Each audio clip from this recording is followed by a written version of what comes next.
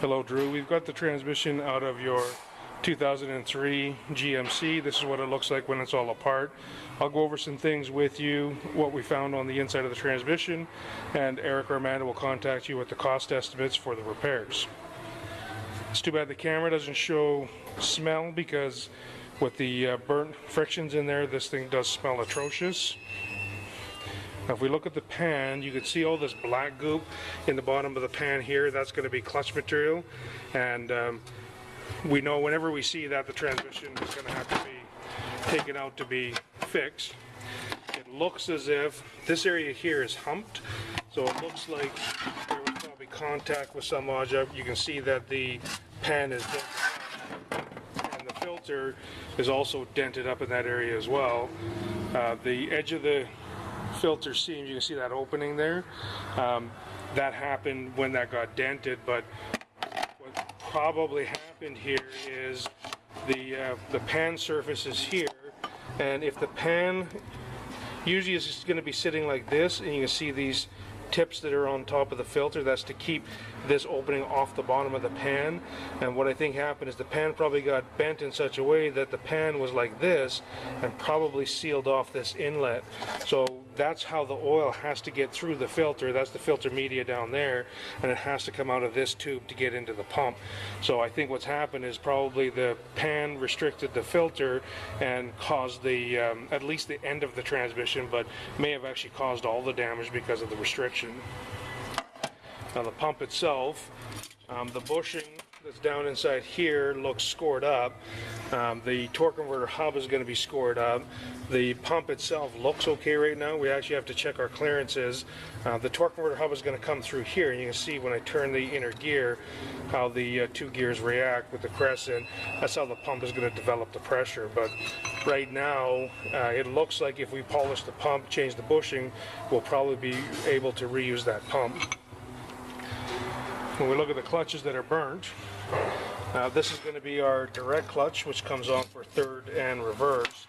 You can see how this friction is not even coming off of that hub. Should just slide on and off, of course. And there's no lining left on these frictions at all. So this has slipped so badly that there's really no paper lining left on the frictions. So that's going to be the reason why we had no reverse, plus of course our pump issue. And the forward clutch is actually, sorry, that's the forward clutch. This one's the direct clutch, but it's in the same kind of shape.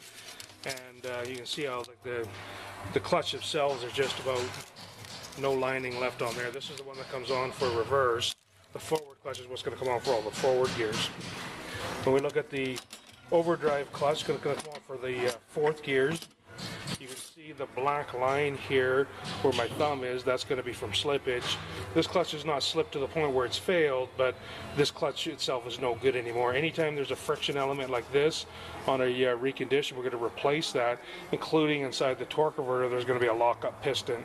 So the lockup pistons on the later units are also prone to cracking, and that causes no lockup. So we would always change the converter on the late units, anything 99 or newer. But this one here has been slipping. This one is our overrun clutch, and this is what a clutch looks like when it hasn't been slipping. The steel plate is a uniform color, and the friction surface is uniform color as well.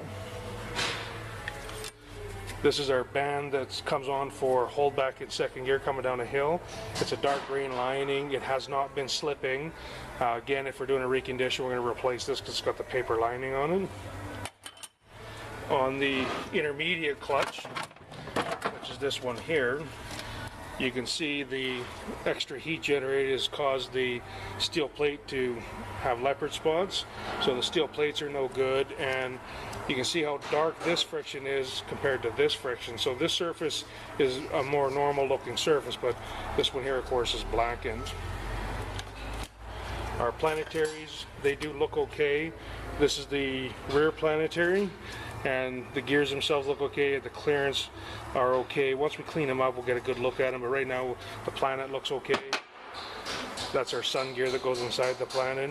This is how you're going to get the gears. Is the sun gear is going to be inside there. They're either going to hold the gear, the sun gear, or they're going to hold this, or they're going to hold the piece that's splined to that. The front planetary, it looks okay as well. You can see the gears. and this one's our overdrive planetary. Same thing. Once we get it cleaned up, we'll have a much better idea on how good or bad it is. On the valve body, so we've got a couple of shift solenoids here. They're usually good. We have to put them on our solenoid dyno and check them, make sure that they can flow, and make sure electrically they're good. The pressure control solenoid is here. We'd normally replace that on a recondition, and then this is going to be our lockup PWM solenoid. Quite often it's bad, so quite often it has to be replaced. When we look at the bushings, these bushings that are here are no good, and the camera's not really going to pick up the bushing wear, but we need to have everything to be nice and tight. We've got these bushings are worn. That's going to sit on top of that shaft. There's bushings here that go into the center support. We're going to have bushings on the back here. Then we're going to have the bushing that goes into the output shaft. That's going to sit like that. And then we're going to have the case bushing there. So all the bushings have to be nice and tight in order to keep all the shafts in the true center line.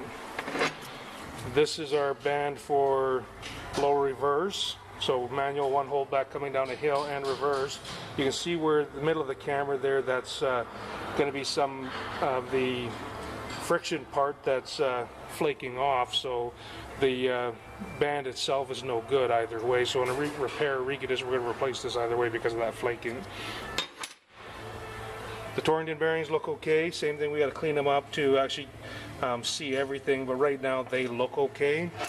So that's kind of what we found on the inside of the transmission. As I said, Eric or Amanda will contact you with the cost estimates, but it looks like probably we're going to have the issue was the fact that this pan was probably dented up, that restricted the filter, and as soon as you restrict the flow of oil, the transmission of course can't work right. So that's what it looks like what happened. So now you see what we see on the inside. Thanks.